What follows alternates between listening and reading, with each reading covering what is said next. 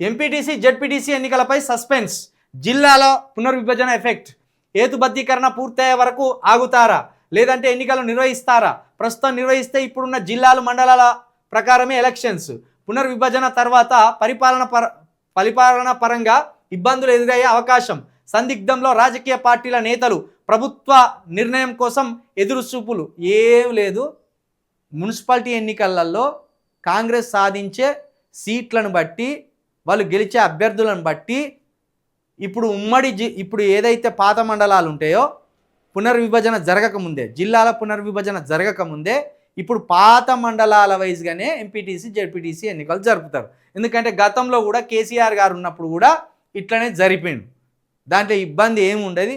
లేని కొత్త కొత్త అనుమానాలన్నీ ప్రజల్లో కలిగించడం, ప్రజలను పక్కదారి పట్టించడం చేయకండి.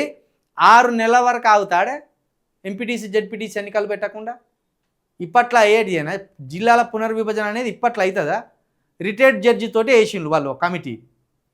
రిటైర్డ్ జడ్జి గారు ఏ మండలం ఏళ్ళకు పోయింది, ఏ నియోజకవర్గం ఏ జిల్లాలకు పోయింది, ఇవన్నీ లోతుకు పోయి పరిశీలించే వరకు ఏడాది అవుతుంది. 6 నెలలని వాళ్ళు సమయం పెట్టింది, కానీ ఏడాది అవుతుంది. మరి ఏడాది వరకు ఎంపీటీసీ జెడ్పీటీసీ పెట్టకుండా ఆగుతారా? ఆగరు. ఒకవేళ మున్సిపాలిటీని బట్టి ఈ మున్సిపాలిటీలు ఇప్పుడు ఈ నెల చివరి వరకు వస్తాయి నోటిఫికేషన్. ఆ వెంటనే ఫిబ్రవరిలో, ఖచ్చితంగా ఫిబ్రవరి లాస్ట్లన్నా ఫిబ్రవరిలన్నా ఎంపీటీసీ ఉండవలసిందే. లేని పక్షంలో మరి ఇక ఎంపీటీసీ జెడ్పీటీసీ ఎన్నికలు పెడతారా, ఇట్లనే మళ్ళీ సందిగ్ధంలో పడతారా అనేది కూడా చూడాలి. 6 నెలల వరకు, సంవత్సరం వరకు పెట్టకుండా ఉంటారా? అదేం ఉండదు. ఒకవేళ ఇప్పుడు జిల్లాలు ఇప్పటికిప్పటికే మళ్ళీ పునర్విభజన జరగదు, ఇప్పటికిప్పుడు అయ్యే పని కాదు. 6 నెలలు అని చెప్పినా కూడా సంవత్సరం అవుతుందని నేను అనుకుంటాను. పాత మండలాల వైజ్గానే పెడతారు ఎంపీటీసీ జెడ్పీటీసీలు.